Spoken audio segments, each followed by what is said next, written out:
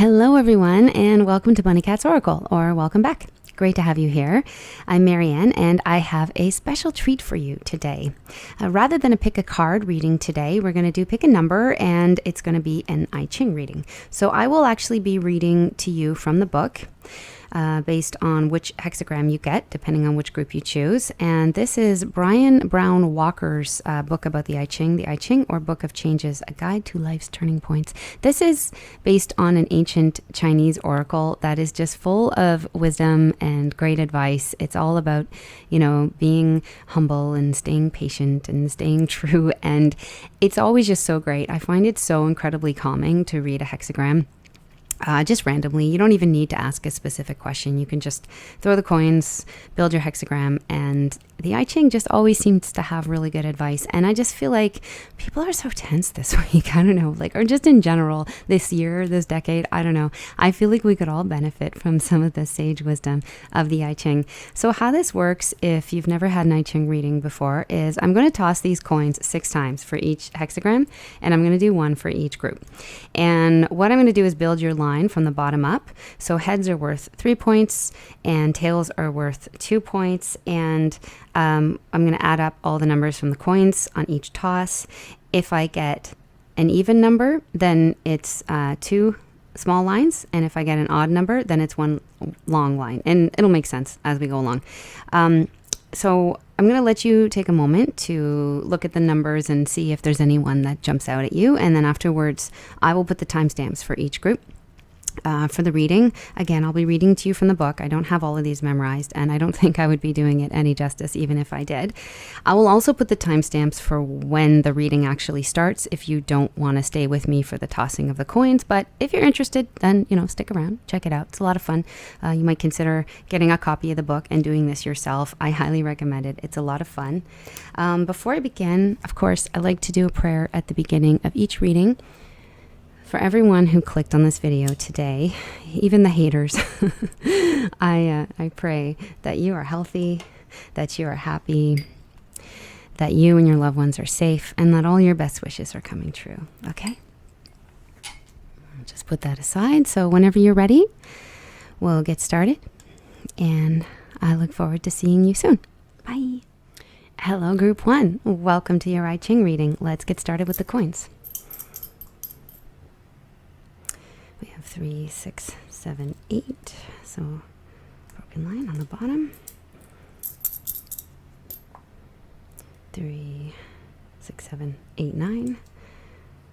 Unbroken line. 3, 6, 7, 8, 9 again.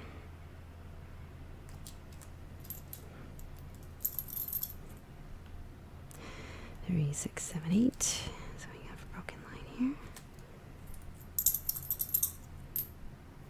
We have 3, 6, 9. We have an even line. And 3, 6, 7, 8. 2, 3, 4, 5, 6. Okay.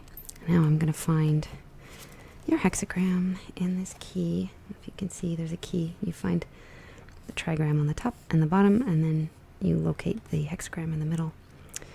So this one is...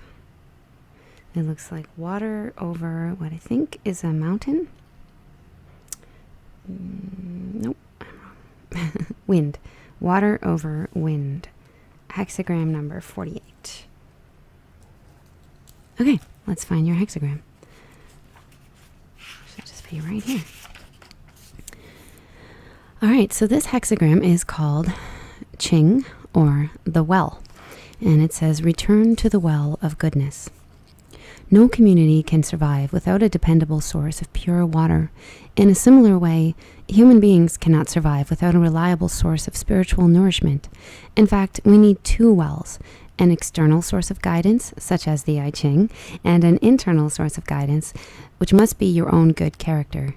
This hexagram comes to encourage you to concentrate on developing, purifying, and utilizing your own 2, quote, wells. Notice the name of this hexagram, Ching or the well. The I Ching has survived in countless civilizations for thousands of years for a simple reason. It is an inexhaustible source of spiritual nourishment.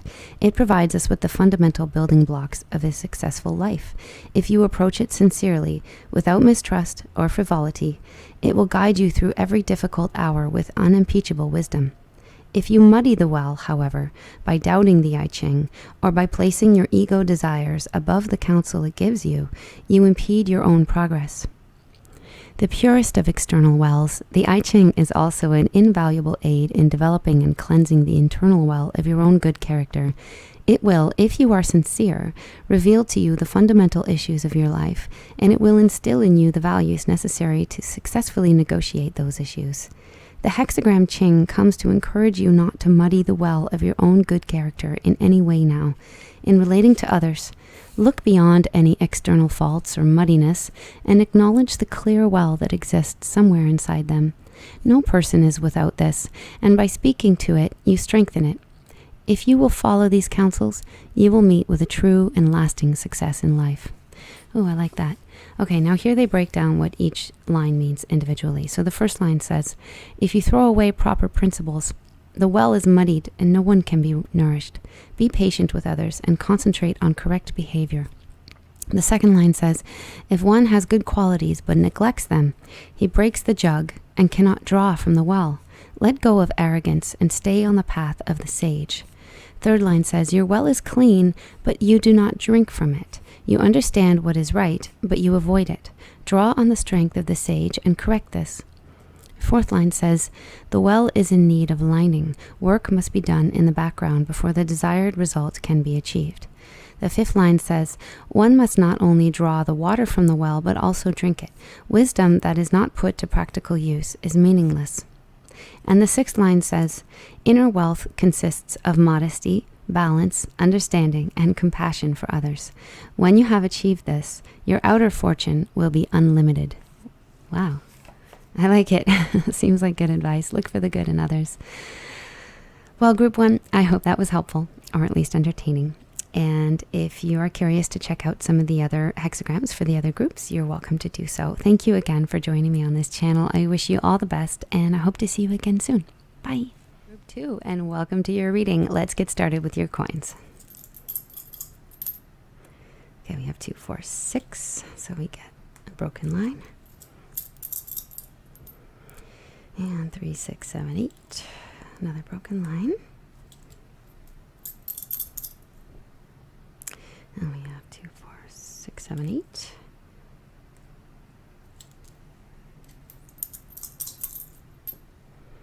Oops, seems to be this way. 3, 6, 9, even line. And we have 2, 4, 6, 7, 8 again. Broken line. And 2, 4, 6, 7, 8 again. Cool. Okay. And that's about the extent of my math skills. Okay, now I'm going to find your hexagram and the key. It's always a key at the back of the I Ching book where you find the top trigram and the bottom trigram, and you see where they intersect, and that is your hexagram. It's like a fun little chart. So the top one looks like it is thunder, and the bottom one is earth. So we have thunder over earth, and we find where they meet, and we get hexagram number 16. Okay, so let's go find that. Okay, so this one is called You, or enthusiasm. And it says, proper enthusiasm opens every door. Oh, I love that. The I Ching teaches that there are two kinds of enthusiasm, one that leads to misfortune and one that leads to success. This hexagram comes as a sign that you can proceed with confidence now if your enthusiasm is properly founded. Improper enthusiasm is fueled by the desires of the ego. People often desire recognition, wealth, power, or freedom from difficulty. Such desires can become so great that we will do anything to achieve them. Our energy rises as we wildly pursue our goal, but this unruly and egotistical enthusiasm inevitably leads us into incorrect and imbalanced behavior and into misfortune. Proper enthusiasm, on the other hand, is fueled by a devotion to attaining and expressing inner balance and inner truth. When your aim is not to influence others or to satisfy your ego, but to follow the guidance of the higher power in all that you do, you acquire another kind of energy, a balanced and bottomless eagerness for living in step with what is right and good. In this, there is true power and true grace. This hexagram reminds you that striving out of your ego now will only push you further away from your goals. Seek instead to follow proper principles, to keep what is innocent, correct, and kind, and the creative will come to your aid. The path of truth is always the path of least resistance. Now here they break down the individual lines and what they mean. So the first line says, arrogance leads to a fall. Unite with the higher power and remain modest and innocent. Second line says, recognize the beginnings of improper action. The superior person corrects himself or herself while it is still easy to do so. The third line says, don't rely on others to direct your conduct. Be determined in holding to the good at every turn. Fourth line says, devotion to what is right attracts the aid and fellowship of others. The greatest success comes to the one who is most sincere. The fifth line says, your ego prevents the desired movement. Take time now to correct your inner attitude. And the sixth line says, inferior notions lead you toward misfortune. Self-correction can still make possible a success. Well, that was deep. Group 2, I hope that was helpful for you, or at least entertaining. And you're welcome to check out the other groups, the other hexagrams, if you're curious. And if not, I want to say thanks again for joining me on the channel here. It's great having you. I wish you all the best with everything, and I hope to see you again really soon. Bye. Hello, Group 3, and welcome to your I Ching reading. Let's get started. Oops, 2 heads and a tail. That's 3, 6, 7, 8. First line is broken. Okay, oops. We got 3, 6, 7, 8 again. Oops, what's that? 3, 6, 9. 3 heads here. Straight line. Okay, we have 2, 4, 6 now. We get a broken line. Okay, we got 3, 4, 5, 6, 7. Straight line. And 2, 4, 6. Again, we get another broken line. 1, 2, 3, 4, 5, 6. Okay, now let's find your hexagram. So there's a key at the back of the book. I don't know if you guys can see this, but it shows the 2 trigrams. So you find out which one's on top, which one's on the bottom, and then you find where they intersect, and that gives you your hexagram. So the top one, it looks like it is, oh, I'm wrong. Oh, here it is. Okay, it's water on the top. And the bottom one, I think that is a mountain. Yes, it is. Okay. So we have water over a mountain. And where they intersect is hexagram number 39. Okay, so let's find it.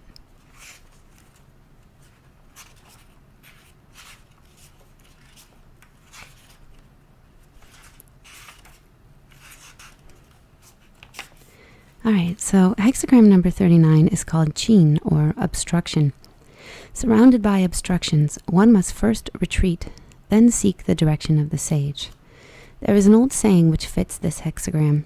You are caught between a rock and a hard place. Aw.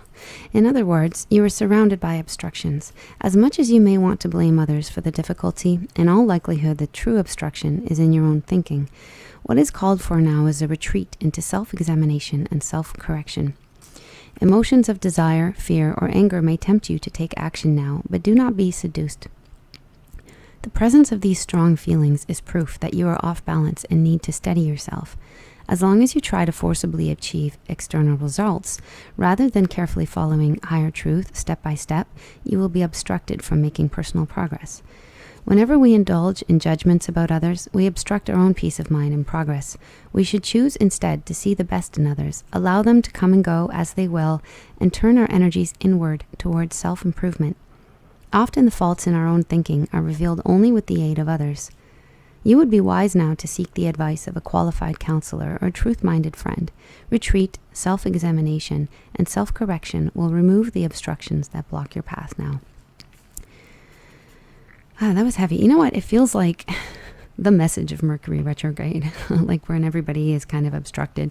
I don't know that that's you personally so much as it is kind of a sign of the times. Anyway, let's get into the individual lines. This kind of breaks down what they each mean individually. First line says, do not resist difficulties or advance against them. By retreating and observing, you learn an important lesson. Then moving forward becomes easy. Line 2 says, you are not to blame for the current difficulties. See, I was right. Neither should you concern yourself with penalizing others. Accept, let go of judgments, and simply do what is correct. Third line says, do not act recklessly and egotistically. Retreat and restore your equanimity, and good fortune results. Fourth line says, by keeping still, you gather the resources you need to progress. The way will be shown when the time is right, and not before. Fifth line says, the obstructions can only be overcome by the strength of proper principles. Through perseverance and correctness, you obtain the aid you need to succeed. And the sixth line says, do not turn your back when you are needed.